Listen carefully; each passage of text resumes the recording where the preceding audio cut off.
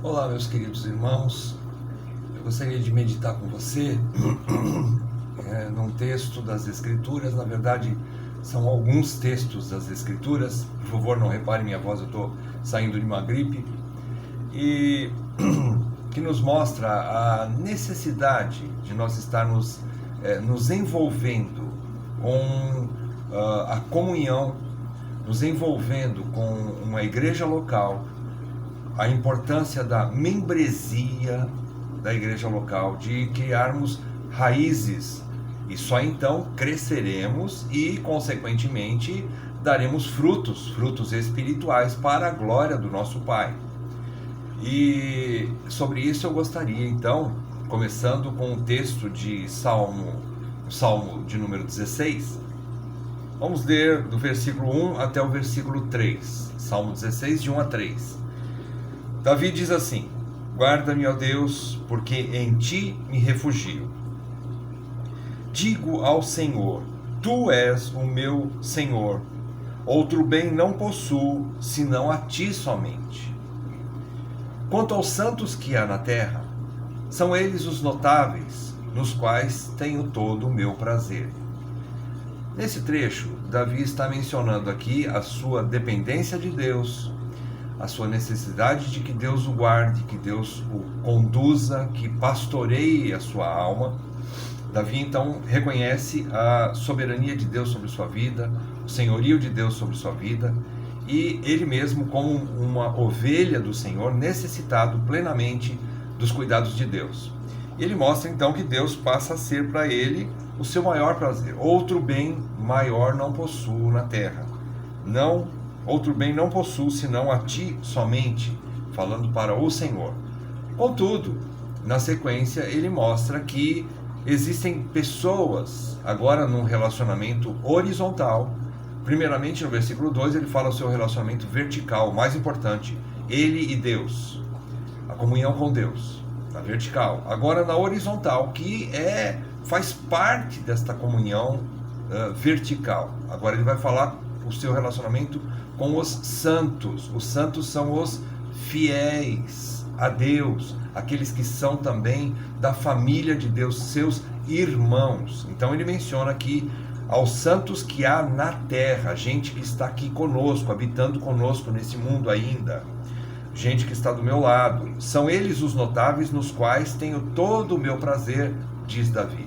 Então veja bem, para que nós possamos ter Deus como nosso maior prazer, nosso bem maior, e não possuir outro bem maior que este, é necessário que nós também reconheçamos que é através do corpo de Cristo, é através da igreja, que nós vamos desfrutar desse prazer em Deus, dessa satisfação em Deus, dessa intimidade com Deus, é através do seu corpo, através dos membros da igreja, dos outros membros, demais membros, que fazem parte do mesmo corpo que eu estou. Ele diz assim: quanto aos santos que há na terra, são eles os notáveis, nos quais tenho todo o meu prazer. Ora, para você ter prazer em alguma coisa ou em alguém, você precisa conhecer aquela pessoa, você precisa se relacionar com aquela pessoa, você precisa ter intimidade com aquela pessoa, e como diz nas Escrituras, você precisa ter comunhão com aquelas pessoas.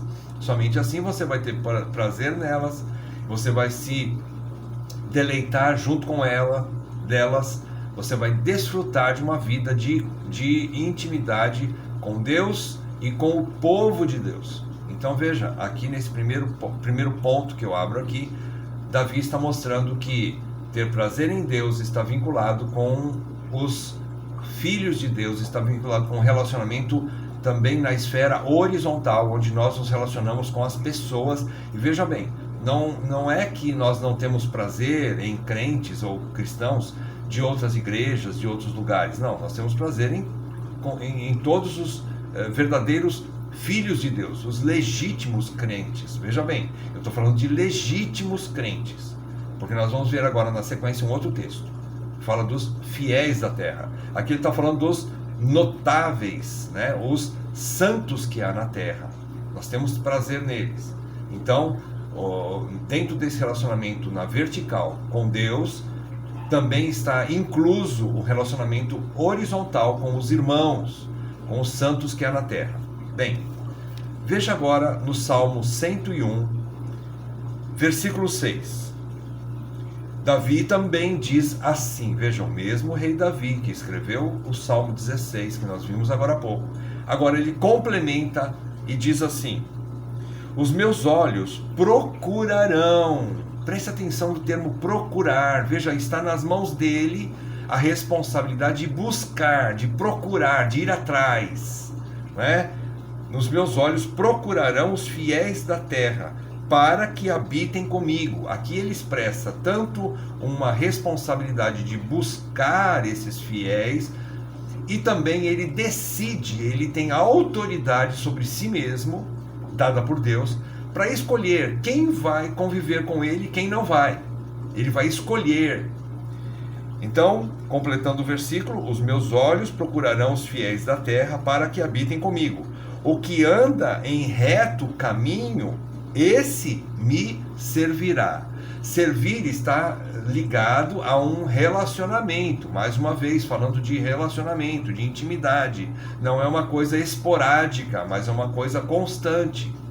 É ter proximidade, convívio e comunhão com essa pessoa que é fiel e que anda em reto caminho. Andar em reto caminho não implica necessariamente e em todo tempo, constantemente, que essa pessoa que vai andar comigo, que vai estar comigo, que eu vou ter comunhão com ela, seja perfeita a ponto de nunca errar ou nunca desviar-se por algum momento do caminho, mas ele se arrepende e volta. Veja, nós precisamos entender o seguinte: para nós nos relacionarmos com os santos, com os irmãos, com a igreja do Senhor, na horizontal, aqui na terra, os santos, os notáveis de Deus, nós precisamos entender que tanto nós como eles somos falhos, e assim nós, vez por outra, nos feriremos, vez por outra nos decepcionaremos. Não pense que só eles te decepcionam, você também decepciona de vez em quando. Então, por isso, o convívio é o convívio de comunhão, com misericórdia, com graça, com perdão e graça. É impossível ter esse relacionamento com o meu semelhante, na horizontal, com os santos, com os fiéis que há na terra, se eu não entender o relacionamento que eu tenho com o meu Deus na vertical. Ele só se relaciona comigo por graça e misericórdia, porque eu não tenho nada de bom para oferecer para ele. O evangelho, essa é a essência do evangelho. Eu só sou aceito por Deus para me relacionar com ele, para fazer parte da família dele, para ser filho dele. Isso simplesmente porque ele decidiu me amar, me perdoar e me aceitar por graça e não por mérito meu. Então, os relacionamentos na horizontal são também, digamos assim, esquadrinhados ou firmados nesse relacionamento maior, na vertical, que é o nosso relacionamento com Deus. Eu só tenho esse relacionamento com o próximo por causa do relacionamento que eu tenho com Deus, que é baseado não em méritos e perfeição da minha parte e nem da parte do outro, mas o meu relacionamento com Deus está vinculado na sua graça e misericórdia. Então, aqui Davi está mostrando que quando nós procuramos os fiéis da terra, ele está mostrando que existem aqueles que parecem, mas não são fiéis. Veja bem, vamos trazer isso no contexto do Novo Testamento, no contexto da Igreja de Jesus Cristo. A Igreja de Jesus Cristo, ela precisa também ser conhecida. Nós precisamos ser inteligentes, nós precisamos ser bíblicos, perdão. Nós precisamos ter parâmetros teológicos, parâmetros bíblicos para julgarmos, preste bem atenção, nós sim julgamos, nós observamos todas as coisas e retemos o que é bom, julgamos todas as coisas e seguramos aquilo que realmente nos interessa e é bom para a minha vida cristã, para o meu desenvolvimento cristão. Então veja bem, aqui Davi está procurando e está dizendo que só vai habitar com ele os fiéis da terra, somente aqueles que andam em reto caminho. Ele vai julgar as pessoas, ele vai julgar uma igreja. Veja, nós precisamos ter inteligência bíblica. Inteligência bíblica não é o que eu acho, que eu penso, porque uma igreja tem muito dinheiro, porque ela é grande, tem muitos membros, ela é muito bonita, a sua estrutura física é extraordinária. Não é isso que faz com que eu faça um bom julgamento daquela igreja. Não. Eu vou analisar se aquela igreja está andando em reto caminho, ou seja, se ela é bíblica, se ela está dentro dos princípios, não só ensinando, mas também os seus líderes, e a maioria dos membros, pelo menos, vivendo aquelas verdades que eles ensinam, né? E assim eu vou procurar e me engajar com eles. Habitar comigo significa que eu também estou habitando com eles, ou seja, eu estou criando raízes, é habitar. Veja bem, nós não podemos também, uma vez descoberta uma igreja bíblica que satisfaça as exigências do meu Senhor quanto a um povo que realmente irá me edificar, irá me conduzir para Deus, fazer bem para mim, no sentido de ser um cristão que quero amadurecer junto com eles. Uma vez descoberta essa igreja, entendendo que existe sim um povo, uma igreja local em determinado ponto da minha cidade, que essa igreja é realmente aquilo que precisa ser como uma igreja bíblica. Uma vez então eu tendo esse discernimento, eu vou me engajar com eles, eu vou ser um com eles, eu vou ter comunhão com eles, eu vou criar raízes com eles. Veja, nenhuma árvore pode dar frutos se não for saudável, e nenhuma árvore se torna saudável se não estiver bem plantada e com raízes bastante profundas, bastante sólidas. E para criar raízes profundas e sólidas, não é do dia para a noite. Isso leva tempo, isso leva investimento, isso leva trabalhar a terra, isso leva adubar a terra, isso leva regar a terra, trabalho, envolvimento, um tempo. Então não é automaticamente eu estou numa igreja, já estou ali, já estou satisfeito, depois eu posso ficar procurando e pulando de galho em galho, ou bebericando em outros lugares. Eu posso ter comunhão com outras igrejas, isso não é problema, mas eu preciso ter base, ter um fundamento, eu preciso ter um alicerce, eu preciso ter raízes em uma igreja local, eu preciso ser membro de uma igreja local. É isso que Davi está mostrando aqui.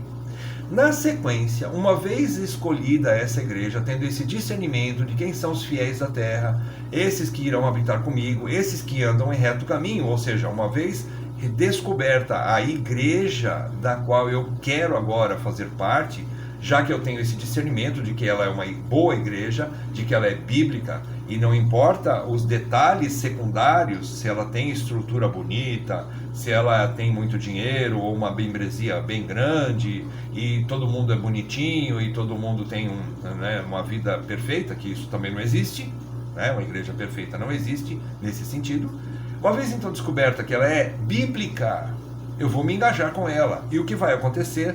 Abra comigo agora na sequência a carta aos Efésios, capítulo 4 de Efésios. Eu vou ler aqui para a gente poder ter uma noção do que eu quero dizer, a partir 4 de Efésios, a partir do versículo 11, falando de Cristo, aquele que veio, morreu, ressuscitou e subiu aos céus. E quando ele subiu, diz o versículo 11, o apóstolo Paulo diz assim: e ele mesmo concedeu uns para apóstolos, outros para profetas, outros para evangelistas e outros para pastores e mestres, com vista ao aperfeiçoamento dos santos, amadurecimento dos santos, para o desempenho do seu serviço, para a edificação do corpo de Cristo, até que todos, vejam bem, é no plural, é todos, é um corpo, são muitos membros, não é um ou outro, não é meia dúzia que cresce, não é só presbíteros que amadurecem na fé, não, todos cheguemos à unidade da fé e ao pleno conhecimento do Filho de Deus, à perfeita varonilidade, à medida da estatura da plenitude de Cristo. Para quê? Para que não mais sejamos como meninos. Meninos é ao contrário daquele que é maduro, daquele que é adulto na fé, daquele que está chegando à plenitude da varonilidade, na medida da estatura da plenitude de Cristo, como um filho de Deus maduro. Então agora, para que deixemos de ser meninos, né, agitados de um lado para o outro e levados ao redor por todo o vento de doutrina, pela artimanha dos homens, pela astúcia com que induzem ao erro. Então, o primeiro ponto do nosso amadurecimento, Deus vai levantar homens e nos engajar nessa igreja onde homens mais velhos, presbíteros, estejam trabalhando, estudando e nos ensinando as verdades de Deus, para que nós também amadureçamos, seguindo seus passos, sim, como nossos pastores, nossos guias. Esses homens vão nos dar o exemplo, e uma vez que isso aconteça, eu vou crescer. E esse amadurecimento, primeiro, me protege de eu ser um menino inconstante, aquele que não sabe o que é uma igreja boa, aquele que não sabe onde é que está o perigo, ele não discerne quando as astutas ciladas do diabo e esses homens que induzem, com astúcia também induzem ao erro, os falsos mestres de falsas igrejas. E isso, quando a gente é menino, a gente está sujeito a cair nesses perigos, né, e nos desviar da verdade, do caminho reto, né, da verdadeira igreja bíblica, e são sujeitos ao erro. Mas dentro do corpo de Cristo, veja bem, engajado, criando raízes numa igreja local, você vai ter primeiramente essa proteção contra a sua meninice, ou a sua falta de discernimento, a tolice que todos nós temos. Mas na sequência tem mais, ele diz a partir do versículo 15, mas seguindo a verdade em amor, cresçamos em tudo naquele que é a cabeça, Cristo, de quem, presta atenção meus amados irmãos, de quem todo o corpo bem ajustado e consolidado pelo auxílio de toda a junta, segundo a justa cooperação de cada parte, efetua o próprio aumento para a edificação de si mesmo em amor. Então veja bem, além de você se proteger do erro, do engano, e não cair mais nessas tolices do erro, do perigo daqueles homens que enganam e nos levam nos desviam do caminho correto, além disso, você também vai estar, uma vez estando engajado, criando raízes, você vai ajudar os outros também a perseverar nesse caminho. Você vai fazer parte de um grupo que vai ajudar, não somente ficar recebendo, mas também dando, auxiliando, né, ensinando, até mesmo os mais velhos, os mais novos, aqueles que estão do teu lado, cada um na sua, conforme os dons que Deus repartiu.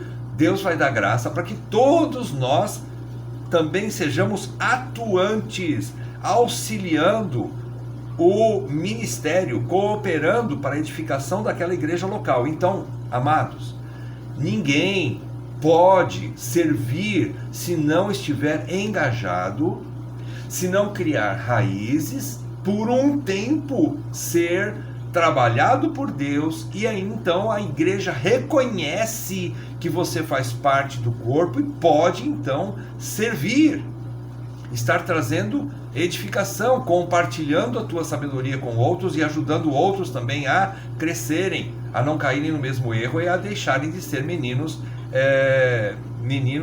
inconstantes que são levados por qualquer engano.